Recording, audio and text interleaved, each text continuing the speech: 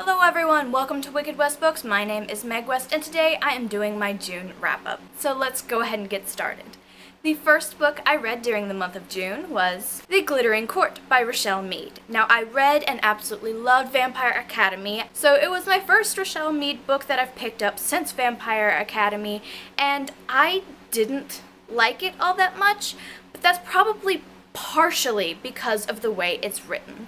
The Glittering Court is a finishing school for the lower class citizens so that these girls can learn what it means to be an upper class citizen, go across the sea to these new colonies and find wealthy, influential husbands over here, and just in general better their own lives. This particular book is the story of Adelaide, who is actually highborn. She just doesn't want to be here. She wants her own story, her own adventure, so she puts on a disguise and goes to the Glittering Court with the intention of going across the sea and marrying so that she does not have to get dragged back to her home. And the problem I had with this is Rochelle Mead took a chance with this book. She took a chance that this is only part one of a three-part story where Adeline is the main character. Book 2 will be a separate character following the same exact timeline, and book 3 will be a third character following the exact same timeline, and they all come together to tell one story from 3 different point of views. And I think once book 3 is out, it will be a good combination. Just having one part of this 3-part story, it left me a little meh about the whole thing. I'll give it a shot, but I will probably wait until book 3 is out before I pick up this series again. The next book that I read during the month of June was the buddy read that my husband chose, which was Vampire Hunter Vendetta by Larry Correia. This is the second book in the Vampire Hunter series, which is an urban fantasy that is completely different than any of the other fantasies I've ever read. A lot more manlier than the ones that I tend to read, where Larry Correia is kind of a gun nut, and it shows in his work. He likes his guns, he likes his toys, so his characters really like their guns. And by completely different, I mean elves are not tall, sinewy, and graceful. Orcs are not necessarily evil. And gnomes are gangsta. There is seriously a gnome in this book that is shirtless with thug life tattooed across his chest, and they flash gang signs, and it paints a pretty ridiculous picture, but is told in a way that you can kind of understand it. And in Monster Hunters, while the monsters are real, the government will pay you to kill the monsters for them, depending on which kind of monster you kill. And I don't want to go into this book too much more because it is the second book in the series. Then on June 21st, a new book in the League series by Sherilyn Kenyon came out, Born of Legend. I had a few issues with it, I'm not going to lie. The main character is an introvert, but every time he gets asked about his horrible past, he has no problem saying exactly what bad things have happened to him and how he lost the will to live and how he tried to commit suicide several times, and he has no issues sharing that, even if he's only just met the person, and I had some issues with that. I understand that it was for time purposes because the original version of this book was actually longer than this behemoth.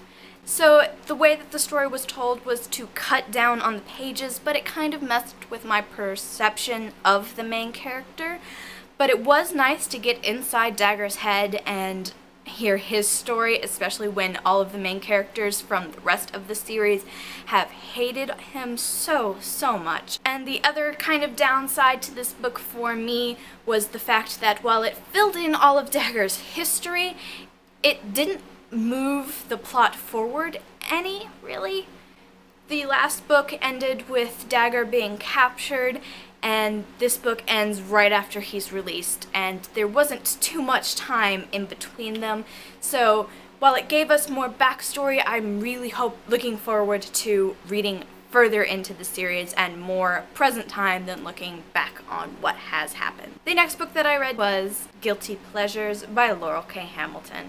This is another kind of urban fantasy, and the amount of thought that Laurel K. Hamilton has put into this world kind of astounds me. She has a church system based on what would happen if vampires were real.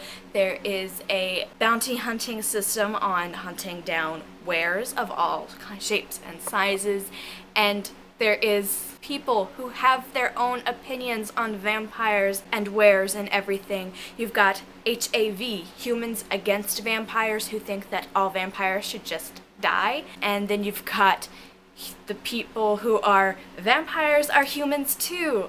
Now, Anita Blake is a vampire hunter with the second most number of kills in the country. The vampires have nicknamed her the Executioner. The vampires have nicknamed the guy who has more kills than her Death, and he is one of my favorite characters in the whole series. I kind of don't want to say too much about this one because it's a little bit better if you go in not knowing what to expect, but I really love this book series and I really recommend it, especially if you want books that move away from the vanilla dating system of just one guy and one girl, because it gets to the point where Anita Blake, like the author Laurel K. Hamilton, starts practicing polyamory, where she's in different amounts of love with different characters and sleeps with a lot of them.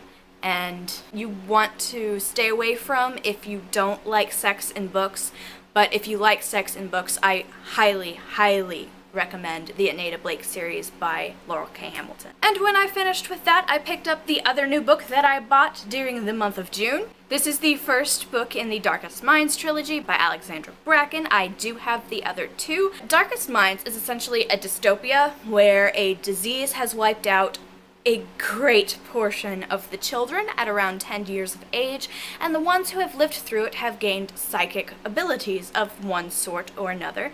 And they kind of go to these camps and are assigned colors, and it's the story of one of these girls. And while I liked the book, there were parts where it had me on the edge of the seat. It was exciting. There was a lot of action happening. It covered a lot of ground. There were a couple of things I didn't see coming. There was the fact that she has this certain ability. I knew that it was going to happen, what she was going to use it for at the end of the book. I knew that was going to happen at some point in the series. I was really hoping Alexandra Bracken would steer away from that obvious option for her plot, and she didn't.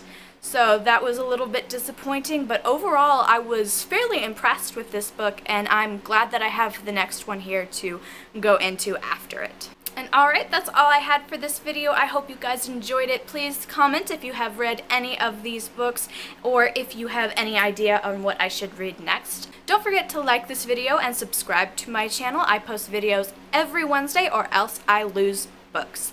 So I will see you guys next week. Have a wicked day.